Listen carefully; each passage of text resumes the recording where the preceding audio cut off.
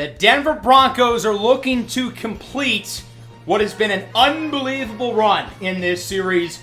After winning the Super Bowl last year in dramatic fashion against the Seahawks, we are back in the big game looking for seconds. Caleb Williams and the Bears stand in our way.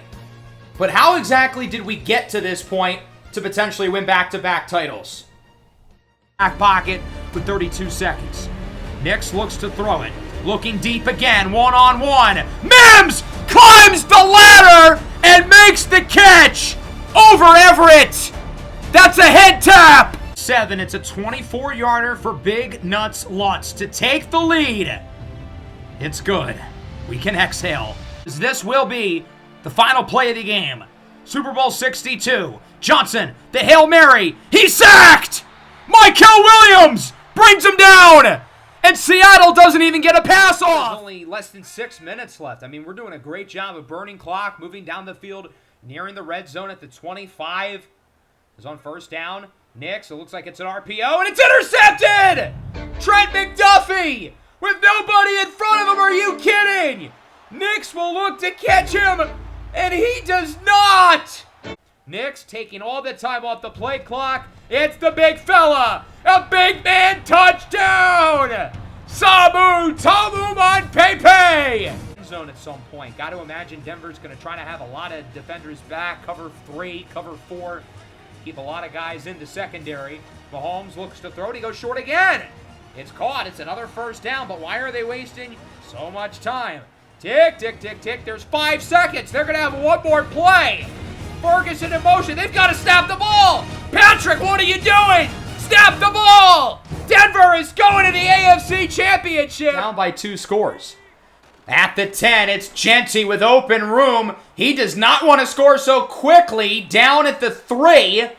And is going to make the Colts burn another timeout. That's a gutsy decision, though. We could have made it a 2-score lead, but ultimately decided against it. Clearly confident we can score again. 2nd and 3. Genty will not risk it a second time. Jukes into the end zone for a touchdown. 14, a spot in Super Bowl 63 on the line. Richardson looks to throw it, wants it all. Tipped, incomplete.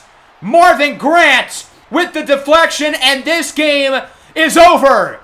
Back-to-back AFC titles for the Broncos, who are headed to the Super Bowl.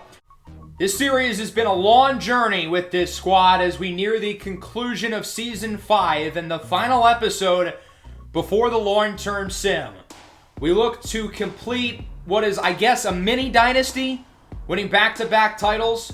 We won the AFC Championship in the last episode over the Colts. Very efficient game from Bo Nix, completing 80% of his passes. Really good game on the ground. Ashton Genty and Trevion Henderson, both very solid.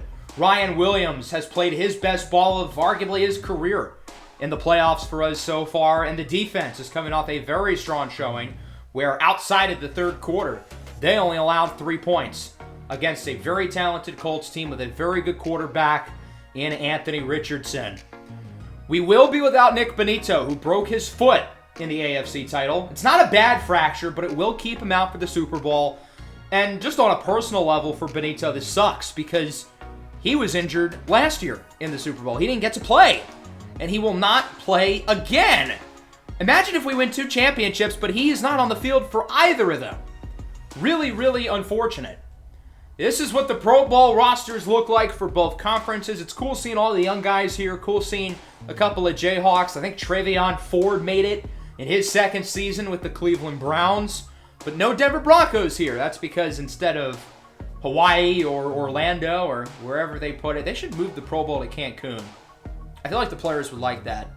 Regardless, wherever these guys are, we've got bigger fish to fry. The Super Bowl against a pretty unlikely opponent in the 10-7 Chicago Bears. Much like Seattle a year ago, this is not a team who going into the playoffs I would have expected to see in this game. The Bears didn't even win their division. They snuck in as the number 5 seed. But they've played some great football. They've beaten 3 division champions, including the Cardinals in the NFC Championship. Couple of number 1 picks battling it out. Dante Moore and Caleb Williams were both really good. But the rest of the Bears team was able to outplay them. Trey Benson's been maybe the best running back in the NFL this year. He was held in check by Chicago. And then defensively, solid showing from the Bears, even though Dante Moore did throw for 3 touchdowns. The Bears were pretty average for most of the year. They were 3-3 going into their bye week. They were 5-5 at one point, but much like the Colts, they've played their best ball down the stretch. Their only losses since week 11 were to the Vikings and the Eagles. Who do they beat in the first rounds of the playoffs? The Vikings and the Eagles, getting their revenge before beating the Cardinals. All 3 games on the road, no less. So as much as the Bears are not some, super team, 10-7, they've won 3 road playoff games against division champions and are red hot, winners of 8 of their last 10. Caleb Williams in his 5th year out of USC leads the way, having the best season of his career, finally taking the leap into being one of the best quarterbacks in the NFL, and he was paid handsomely by the Bears, as Chicago hopes that Caleb will lead them back to this game plenty of times moving forward. He's not the only 99 on this team. They also have Antoine Winfield, Rome Odunze, 97 overall, probably the best player on their roster, and they've drafted well. Remember, back in year 1, they traded up right in front of us for Mason Graham. Sam Mpemba, the former Jayhawk, makes the Super Bowl as a rookie. The 4th rounders played a pretty key role on the Bears defense this year, 3rd on the team in sacks. It's been a very, very solid season for the Bears. They don't really have many weaknesses. Abu Sama's a good running back. Rome Odunze and DJ Moore, very good receiving tandem. Odunze amongst the NFL leaders in receiving touchdowns at 17. And then defensively, they don't have a lot of guys who have put up big numbers, but good across the board. Graham leads the way with 7 sacks. Good play in the secondary with Jalen Johnson, who's still here. Quinyon Mitchell, who they signed in free agency. The safety duo of Winfield and Nick Eamon-Wari. The Bears are good across the board. They are ranked in the top half of the league in every major statistical category. The only ones they're in the top 10 for are points per game on offense and then points per game on defense. So this tells me that this is a team who does not play flashy. They don't have many elite players, really outside of Caleb Williams, Antoine Winfield, and Rome Odunze, but they make winning plays. There's a reason why their offense and defense scores more points than you'd think. How have our guys prepared this week, specifically Tree Babalade, who, if there's any starter who's been a weak link this year, unfortunately it's probably been him in pass protection. We're going to need the pass blocking to be consistent with him, and I think it can be. The Bears do not have many elite edge rushers. I would say that's the big weakness on their roster.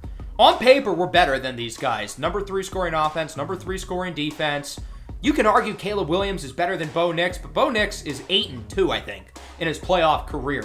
Great run game, very good weapons, very solid offensive line, much better pass rush than the Bears. That's linebacking tandem in the NFL, and a really, really good secondary, including last year's Super Bowl MVP, Pat Surtain. We'll be without Nick Benito. They are missing a couple starters on the defensive side of the ball, though, as well. No Jeremiah Owusu-Koramoah, their top linebacker, who, remember, we tried to sign in Season 1. We couldn't, so we had to settle for drafting Jeffrey Bassa in the 2nd round. I think it worked out pretty well. The Bears will also be without DJ Wesolak, the former first-round edge rusher out of Oregon State, who, if you remember when we played against the Bears last year in Week 1, in Wesolak's NFL debut, I think he had multiple sacks against us. He might have had 3 on Andrew Thomas, but he will not be out there today for the Bears. It looks like Chicago will start on offense. We'll take a look at this Denver defense coming off a great game against the Colts. By far the most consistent season from us defensively. They had their rough patches last year, but made stops when they needed to in the Super Bowl against Seattle. This year, it's been a lot more smooth sailing, and it should not be easy for the Bears offense as we are underway. Super Bowl 63 in Tampa. On the return, they will get it to around the 24. As we take a look at Caleb Williams leading the offense in the final full game of the Broncos franchise before the long-term sim.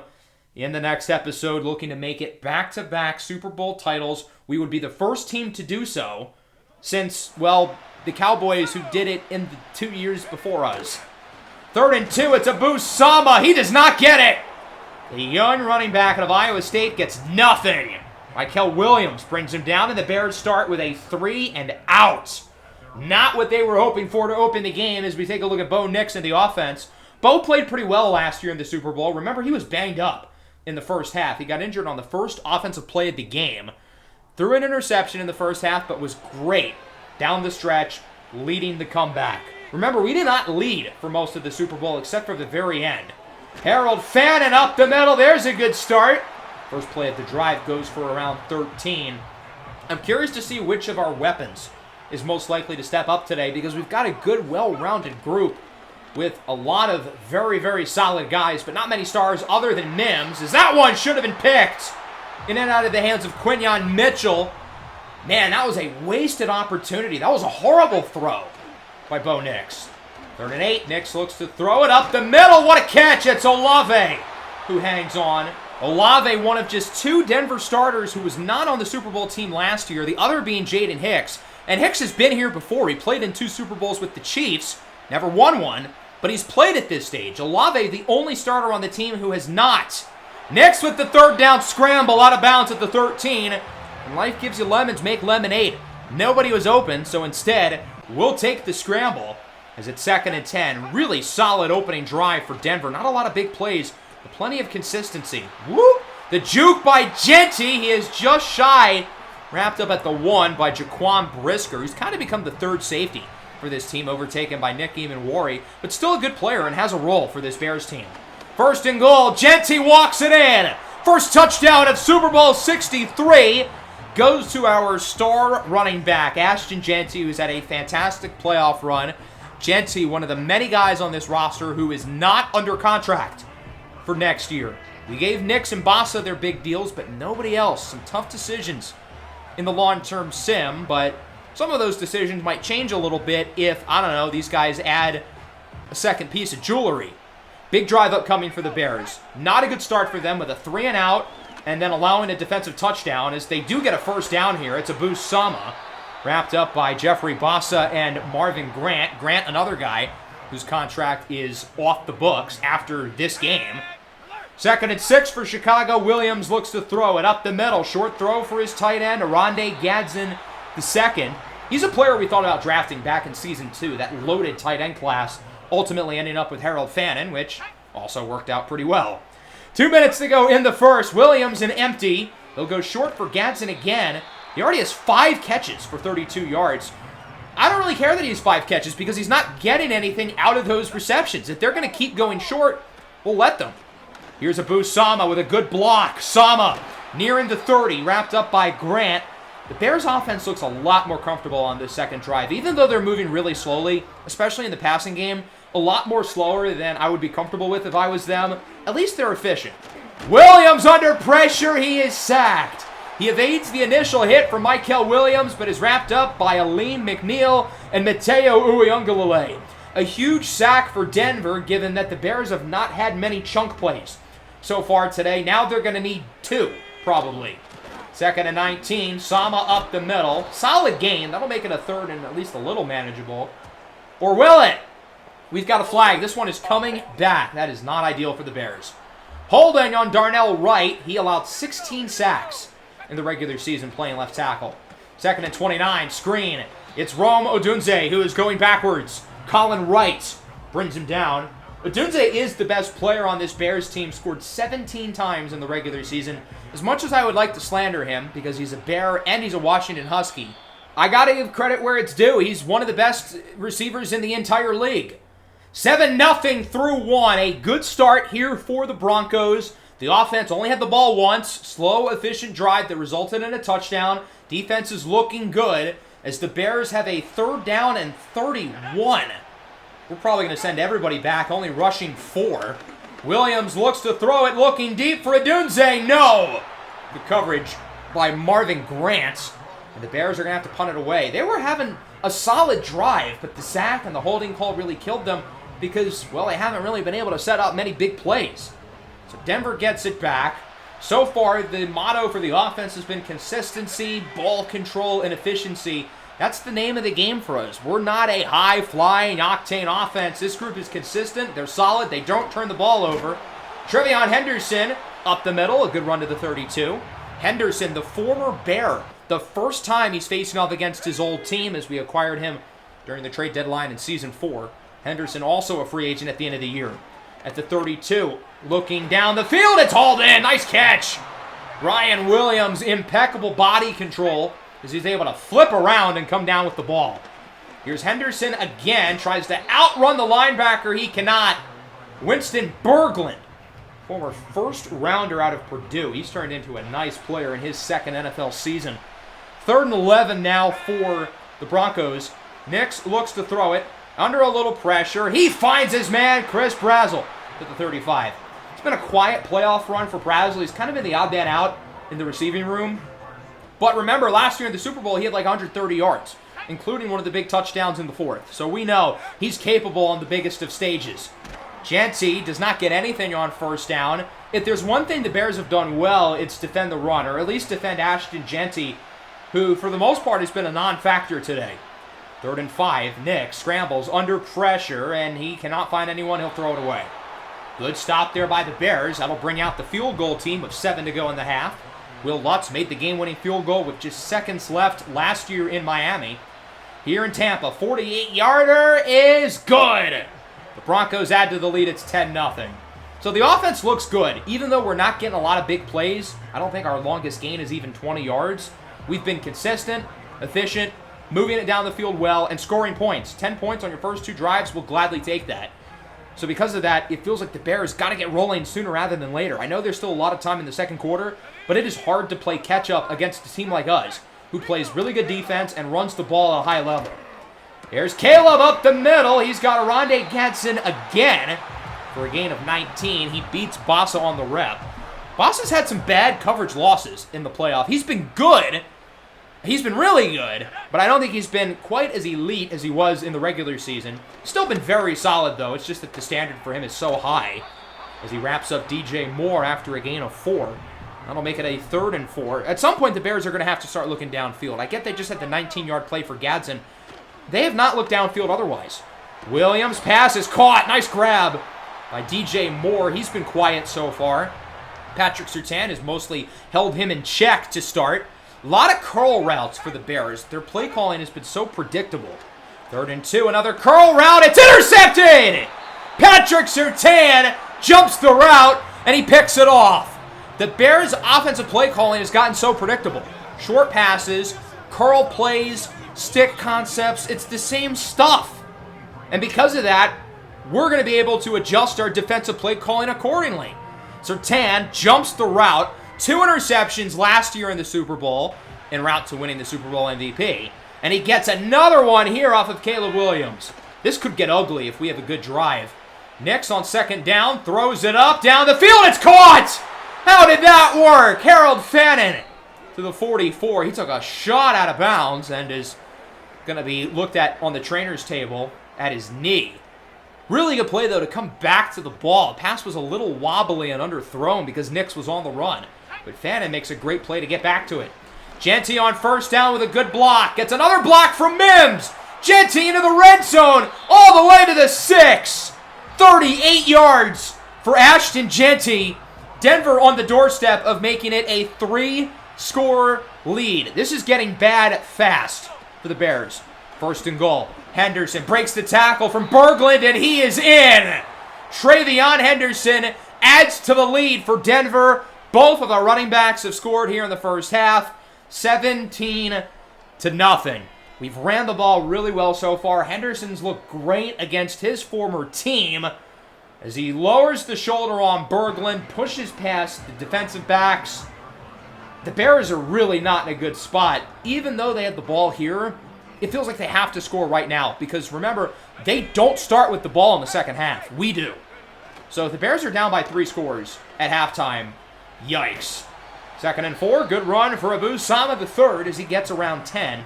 Time is not necessarily of the essence yet. As we're at the 2-minute warning, they're probably going to have to accelerate a little bit. My question, though, is how they're going to manage a drive trying to move quickly because they haven't looked downfield at all. Holding all 3 timeouts, I don't think they really have to rush it yet as Abu Sama gets it to the 39-yard line. Tick, tick, tick, tick. Clock is moving. Minute 6 to go. 3rd down and 4. They still have all their timeouts. Williams goes short. It's Odunze with a 1st down into the red zone as the Bears are the closest they've been all day. It's a gain of 20 for Rome Odunze. Clock is still moving, though. We now sit at 24 seconds. It's a 3rd and 1. Williams goes short. It is caught. Gadsden gets the 1st, but it's not in the end zone. How close can these guys get? First and goal with 20 seconds. Bears finally using their first timeout. Williams goes short. Gadsden again. How close will they be? He gets maybe a yard. Caleb, throw the ball downfield. The end zone's 2 yards away. Sama going backwards. Drew Sanders brings him down, and the Bears are going to have to use their third and final timeout here with 14 seconds. Third and goal. Williams goes short. It is caught. Aronde Gadsden the second, his 10th catch of the first half, and it goes for a touchdown. He only has 55 yards, though, so it's like, is it really that he's been impressive, or is it that he's force-feeding them?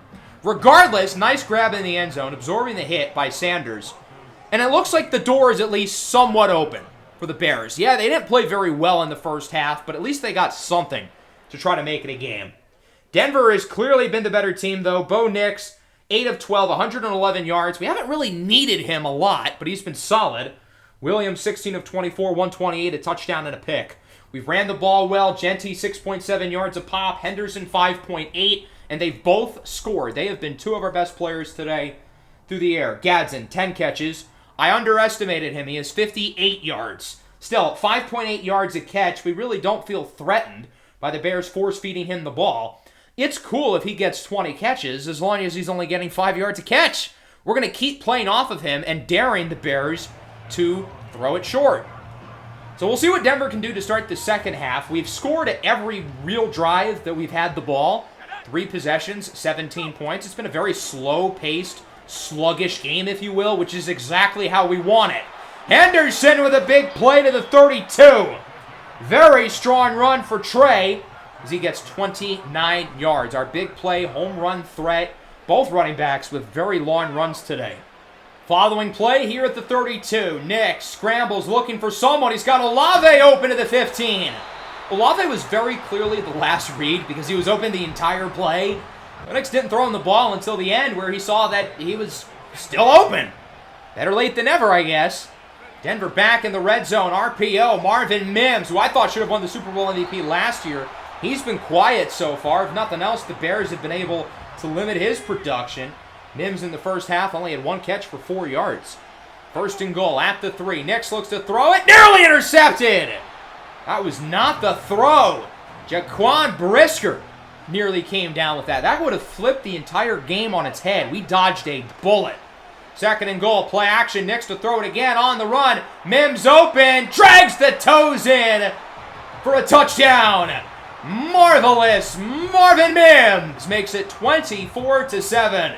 This was a pivotal drive to start the third for the Bears defense. They needed to come back on offense with it being a 2-score game, and that's not going to happen. Another very balanced drive where we ran the ball well again. Finished off by a couple of nice plays in the red zone from Marvin Mims. Chicago gets it back, 7:01 to go in the third, trailing by 17 points. Their offense finally scored with a sense of urgency at the end of the first half, and it feels like being down by 3 possessions, there is still very much a sense of urgency. Williams was scooting. As soon as he got the ball, he was off and running. Gets nothing there. One of the better rushing quarterbacks in the NFL, but we've held him in check on the ground. 3rd and 8. Williams, no! He threw it too early for Christian Leary. 4th-year former undrafted rookie out of Georgia Tech. The Bears needed to start the second half well. They needed to capitalize off of the little bit of momentum they got at the end of the first half. What do? They allow a touchdown on defense, 3 and out on offense. It's not exactly how they needed to start the third. Denver has a chance to make this ugly. Up by 17 with the ball. Genty, juke move, first down to the 49-yard line. Genty continuing his strong game. Started slow in the first quarter, but has been really, really good since then. 2nd and 10. Nix looks to throw it under pressure. Finally sacked. It's the former Kansas Jayhawk, Samuel Mpemba, who brings him down. On one hand, I'm proud of our guy, 3-year starter on the Kansas defense. On the other hand, don't like seeing Bo Nix get sacked there, and that'll make it a 3rd down and 20. Denver still has not punted it today. We're just going to run the ball. And Genty gets around 5. 10 carries, 69 yards. Nice. Denver's going to have to punt it, though, so the door is still open for the Bears. But if they want to walk through the door, they've got to start making steps. Now, this drive, got to get points. 3:33 to go in the third, trailing by 17. Caleb Williams, curl route again. This time it works as Christian Leary hangs on to the 43. They've got to change the play calling, though. It's the same stuff in the passing game.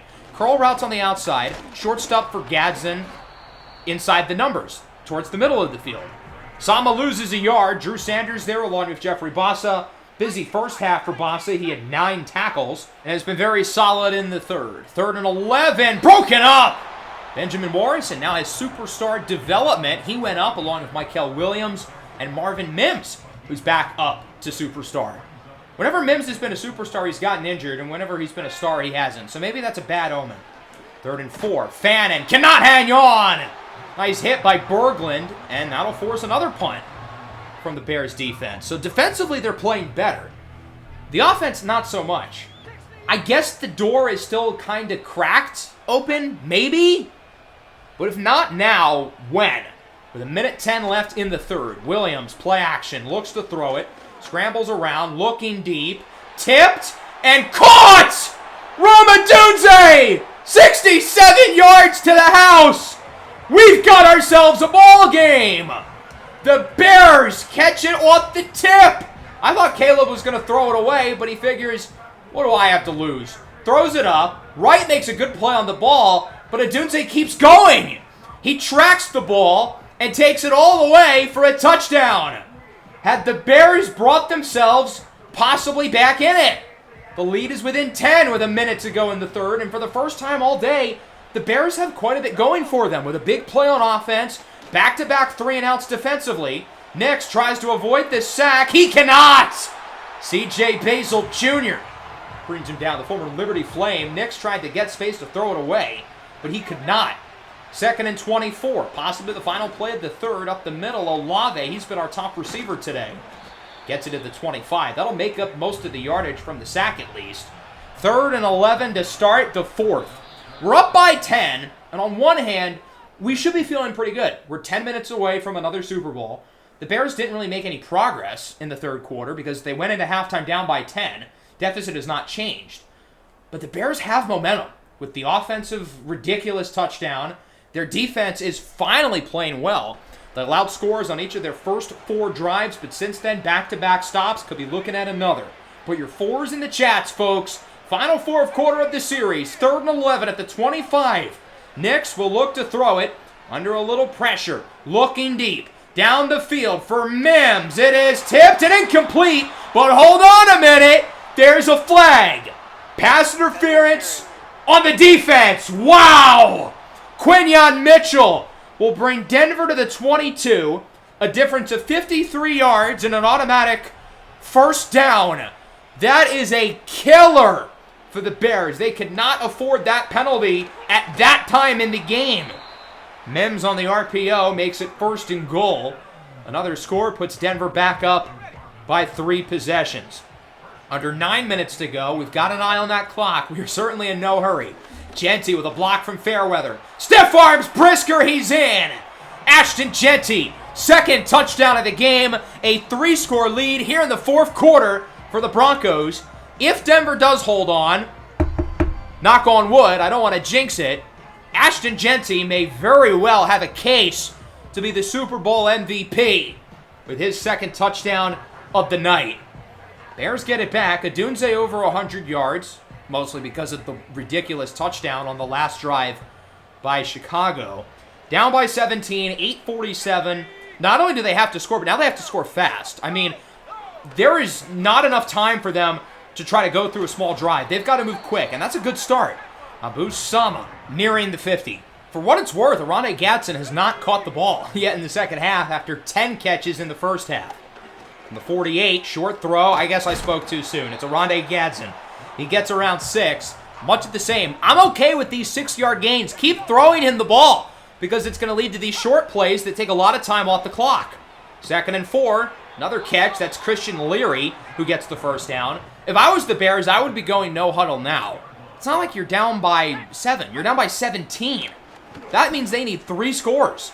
Gadsden again. I don't know why Bassa ran forward. I guess he wanted to make a play on the ball. Would have been better off just, staying with Gadsden, who gets his 12th catch of the game. Tick, tick, tick, tick. Clock is moving. Under 6:15 to go. Short throw for Williams. It's caught by Abu Sama. These short gains are not going to lead to anything. It's now 3rd and 3. Play clock under 20. They're really not hurrying. I don't get it. Williams looks to throw it. It is caught. Will it go for a first down? Not quite. Only a gain of 2 for Odunze. Wrapped up by Colin Wright. 4th and 1. Chicago's obviously got to go for it. They don't get it here. They might be out of chances. Could the clock strike midnight for Cinderella? Williams, not yet. It's going to DJ Moore. I guess it's not midnight. It's more like 11:45. 1st and goal now at the 2 for the Bears. Williams hands it off. Braylon Allen, his first touch of the game, going backwards. It's Jeffrey Bossa who brings him down. Bossa all over the field, per usual. Who's surprised? 2nd and goal. Williams scrambles. He's sacked! Michael Williams brings him down. And Caleb Williams is hurt on the play, going to the locker room. That is not good news for the Bears.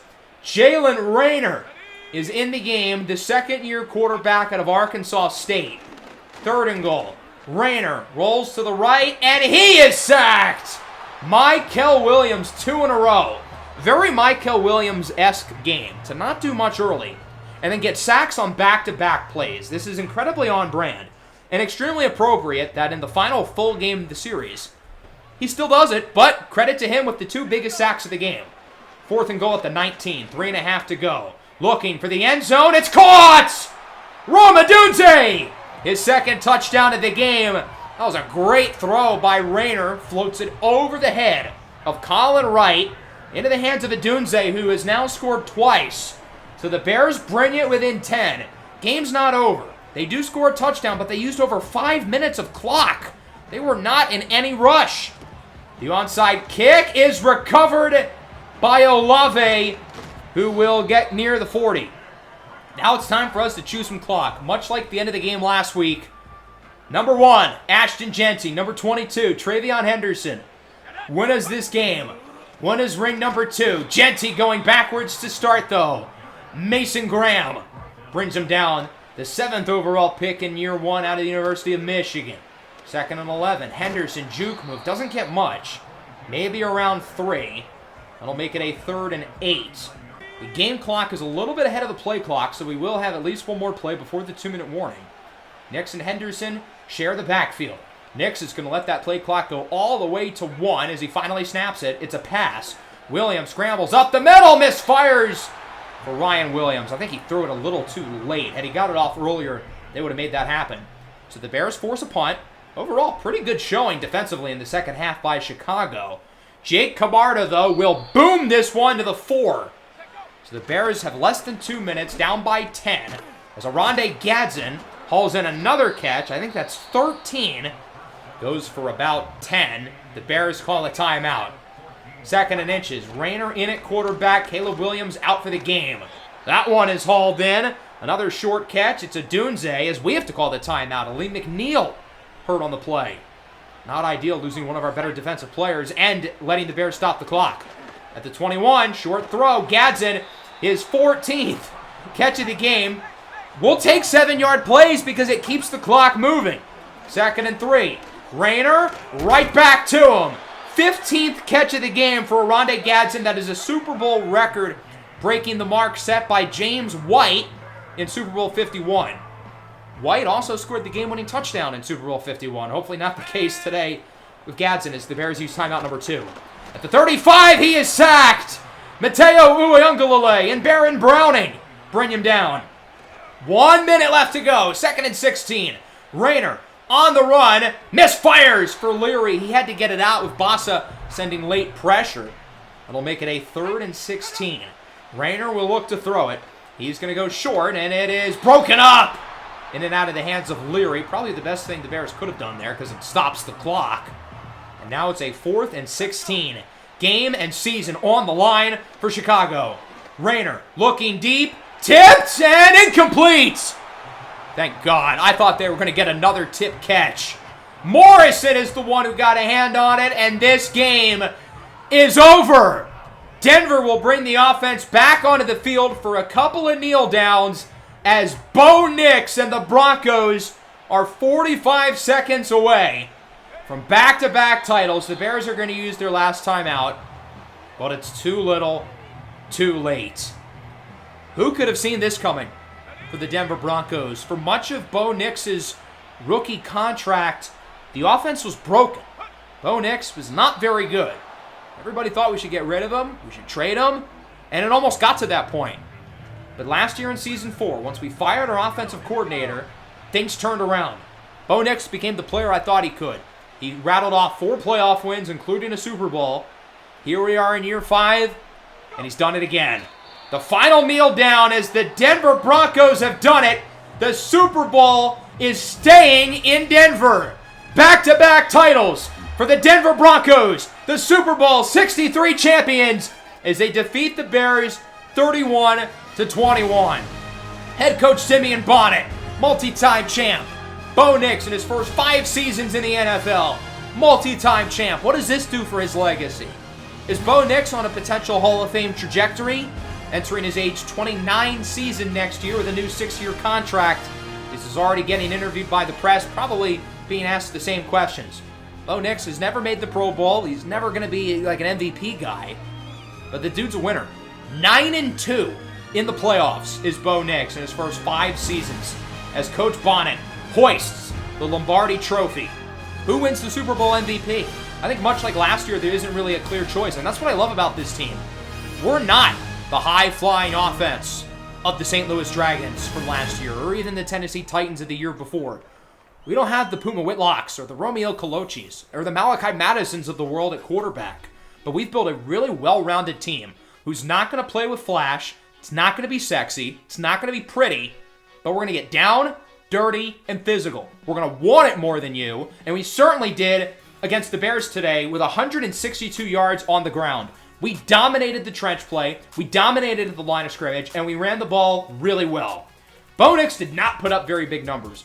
Had a couple of drop picks that he got lucky on, but overall was pretty good. We needed him to play the point guard, distribute the ball around. He didn't have to make too many big plays, and what's not shown in his stats is the throw leading to the pass interference to start the 4th, which was one of the biggest plays of the game.